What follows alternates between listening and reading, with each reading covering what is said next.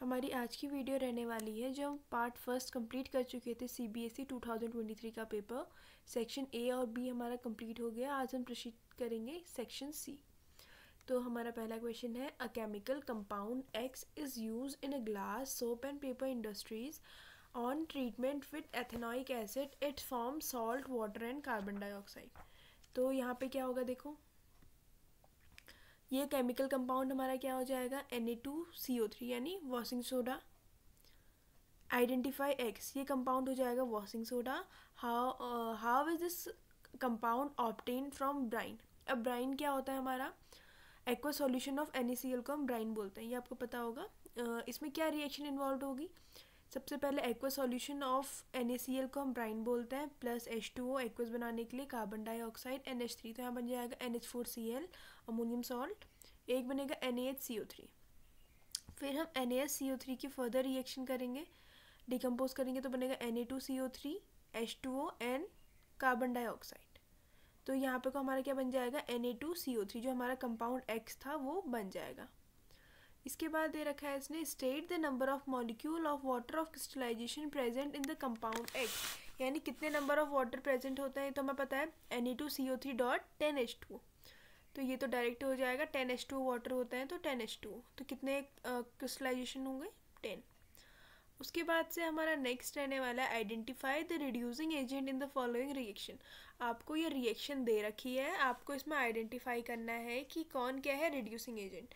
तो सबसे पहले रिड्यूसिंग एजेंट समझने के लिए हम ये समझेंगे कि रिड्यूसिंग एजेंट होता क्या है, यानी जिसका ऑक्सीडेशन होता है, जिसका ऑक्सीडेशन हो रहा है वो क्या कहलाता है, रिड्यूसिंग एजेंट, और जिसका रिडक्शन हो रहा है वो कहलाता है ऑक्सीडाइजिंग एजेंट। तो ऑक्सीडेशन होता क्या है, लॉस ऑफ इलेक्ट्रॉन, या तो इलेक्ट्रॉन का लॉस होना, या ऑक्सीजन स्टेट में बढ़ना यानी ऑक्सीजन का जुड़ना, या हाइड्रोजन का रिमूवल, ये होता है ऑक्सीडेशन। क्योंकि हमने अगर रिड्यूसिंग एजेंट फाइंड करना है तो हमें क्या देखना पड़ेगा, हमारा जो फोकस रहेगा वो रहेगा ऑक्सीडेशन में। तो देखो यहाँ पे को जो क्वेश्चन है, ये 4NH3 plus 5O2 gives 4NO plus 6H2O। तो यहाँ पे कुछ जो इसका ऑक्सीडेशन स्टेट बढ़ रहा है तो ये किस में ऑक्सीडाइज हो जा रहा है, NO में ऑक्सीडाइज्ड हो रहा है, जिसका ऑक्सीडेशन होता है वो क्या कहलाता है, रिड्यूसिंग एजेंट। तो यहाँ पे 4NH3 क्या हो जाएगा, रिड्यूसिंग एजेंट।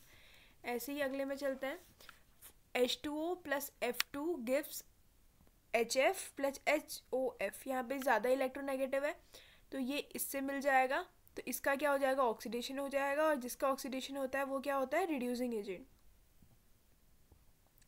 थर्ड है Fe2O3 plus 4CO gives 2Fe plus 3CO2। अब यहाँ पे को देखो, इसका ऑक्सीडेशन किसका हो रहा है, इस वाले का CO किस में बदल जा रहा है, CO2 में, तो इसका ऑक्सीडेशन हो रहा है तो ये क्या हो जाएगा, रिड्यूसिंग एजेंट।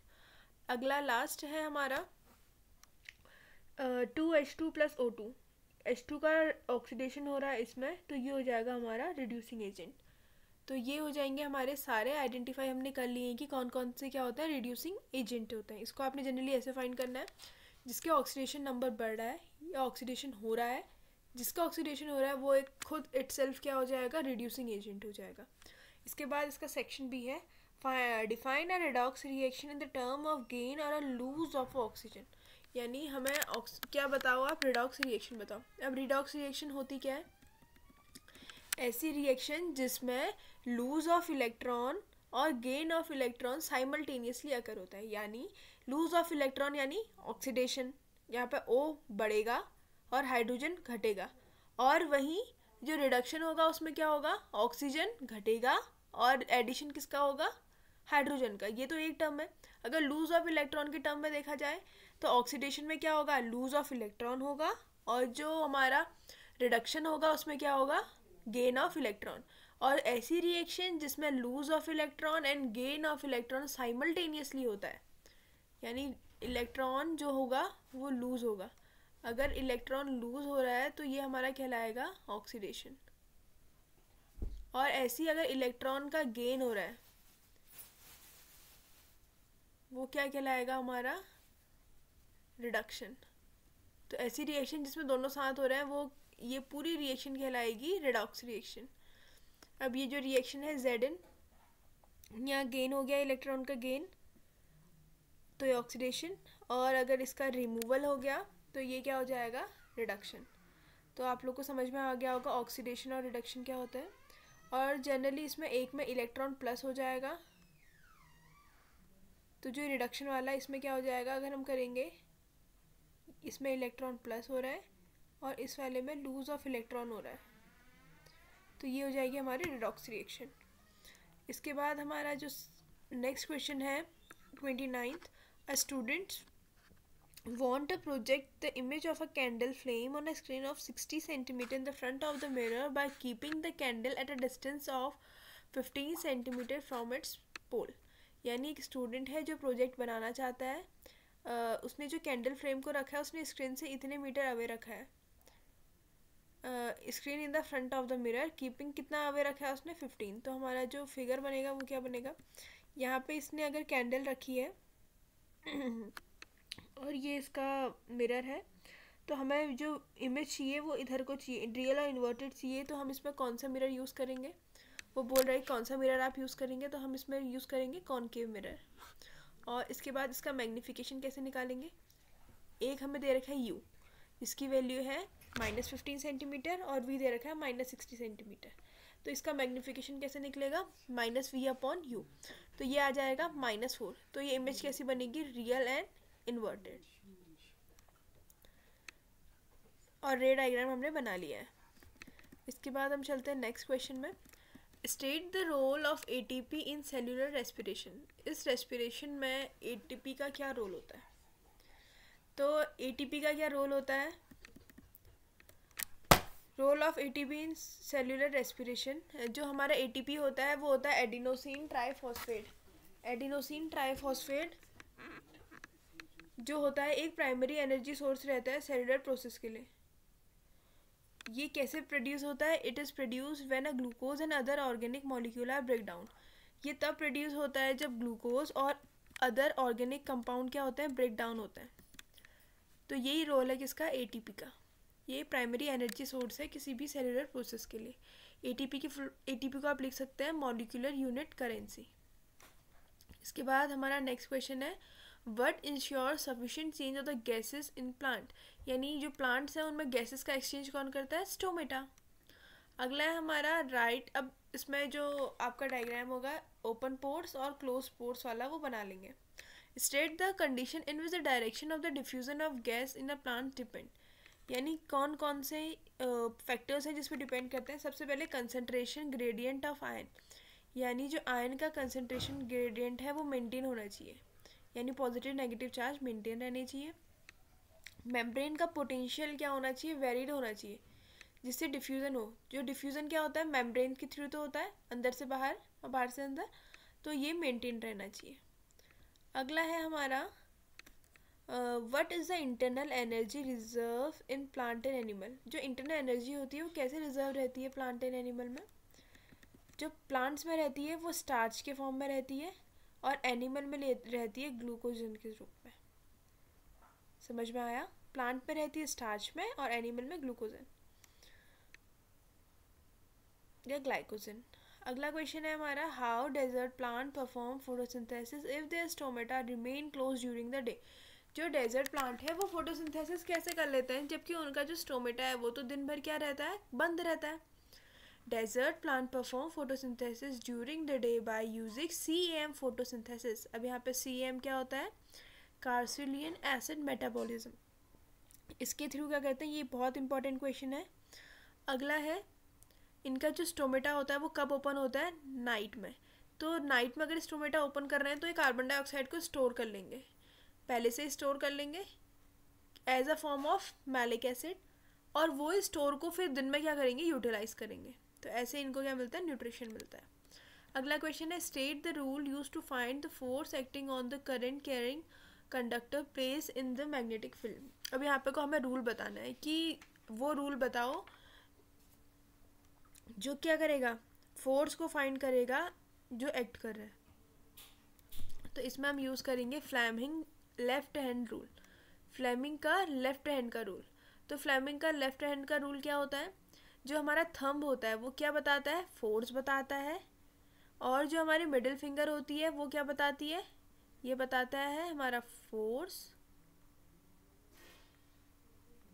उसके बाद जो हमारी 4 फिंगर होती है वो बताती है मैग्नेटिक फील्ड, और जो हमारी मिडिल फिंगर होती है वो बताती है करंट। तो ये होता है फ्लेमिंग के लेफ्ट हैंड रूल। इसके बाद से नेक्स्ट क्वेश्चन है हमारा, given below are 3 diagram showing that the entry of a electron in the magnetic field. Magnetic field में किसी इलेक्ट्रॉन की एंट्री बता रहा है, तो वो बोल रहा है कब सबसे ज़्यादा फोर्स लगेगा मैक्सिमम, और कब सबसे कम फोर्स लगेगा। तो देखते हैं। अब यहाँ पे को ये मैग्नेटिक फील्ड है, और यहाँ से जो पास हो रहा है वो क्या है, इलेक्ट्रॉन। अब जो इलेक्ट्रॉन पास हो रहा है वो यहाँ पे क्या बना रहा है, मैग्नेटिक फील्ड के साथ 90 डिग्री का एंगल बना रहा है। तो यहाँ पे तो क्या हो जाएगा, ये मैक्सिमम, यानी क्योंकि यहाँ पे को 90 डिग्री बना रहा है, इसमें तो अलोंग द डायरेक्शन है, और इसमें ये हॉरिजेंटली यानी वर्टिकली हुआ है। ये हॉरिजेंटली है मैग्नेटिक फील्ड, ये हॉरिजेंटली इस पर लगा है वर्टिकली। तो उसके बाद से यहाँ पे को क्या है, along the direction of magnetic field. तो यहाँ पे क्या हो जाएगा, ये मिनिमम, और यहाँ पे क्या हो जाएगा, मैक्सिमम। उसके बाद नेक्स्ट क्वेश्चन है, मैं आप लोग को और वाले भी बता रही हूँ क्योंकि इंपॉर्टेंट क्वेश्चंस में दोनों ही आ सकते हैं।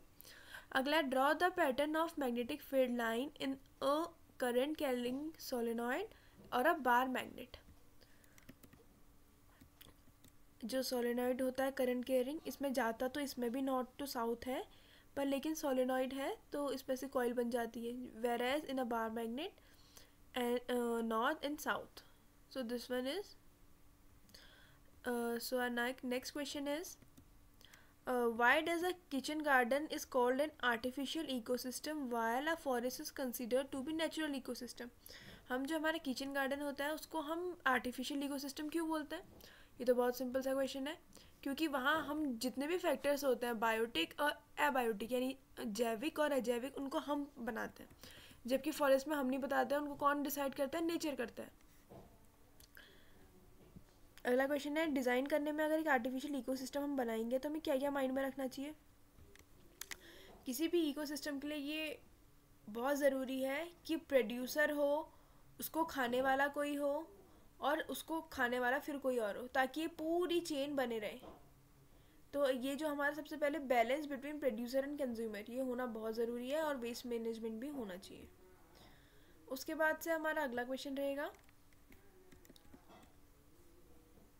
अगला क्वेश्चन है, construct a food chain of the 4 trophic level comprising the following hawk, snake, plants और रेड। इसमें आपको खुद फूड चेन बनानी है, तो इसकी फूड चेन तो बहुत आसान होगी। सबसे पहले कौन होगा, प्लांट। प्लांट अपने, क्योंकि प्लांट क्या होता है, ऑटोट्रॉपिक होता है, ये तो प्रोड्यूसर ही बनेंगे हमेशा।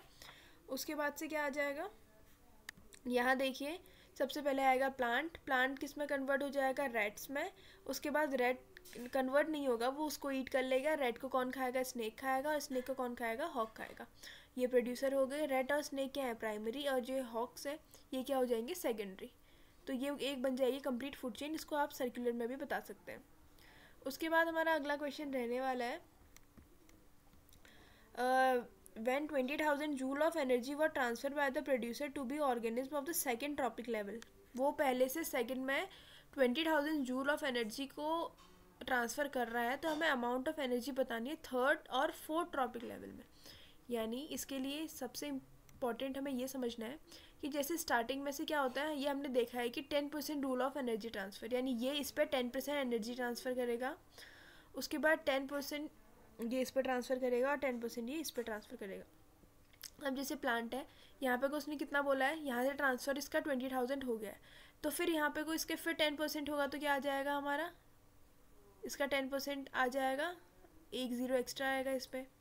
इसका फिर 10% निकालेंगे तो वो स्नेक में इतना रहेगा, और हॉक में कितना हो जाएगा, फिर 10% कितना आ जाएगा, 200। तो लास्ट में कितनी एनर्जी ट्रांसफ़र होगी, 200। उसके बाद अगला है, a person who distinctly the object place beyond the 5 metre from his eyes, name the defect of the vision and person suffering from. अब यहाँ पे को पर्सन को क्या हो रहा है, मायोपिया। मायोपिया यानी नियर साइटनेस हो रही है। तो इसके लिए हम कौन सा यूज़ करेंगे, इसके लिए हम यूज़ करेंगे कॉनकेव। तो इसको ऐसे समझ सकते हैं, ये हमारी आई है, ये अगर आई बना रखी है, इस पे जो क्या होता है, हमारी इमेज बनती है वो रेटिना पे ना बन के आगे ही बन जाती है। अगर कोई भी ऑब्जेक्ट ऐसा है तो इमेज रेटिना पे नहीं बन के कहाँ बन जाती है, आगे बन जाती। और अगर इमेज रेटिना पे नहीं बनेगी तो हमें वो सी नहीं होगा। तो इसके लिए हम कौन सा कॉनकेव मिरर यूज़ करते हैं, कॉनकेव मिरर। तो कॉनकेव मिरर के आने से क्या हो जाती है, हमारी इमेज क्या हो जाती है, पीछे हो जाती है। यहाँ पे क्लियर नहीं बन रहा है, आप लोग ऐसे देख सकते हैं, यहाँ पे इमेज क्लियर हो जाएगी।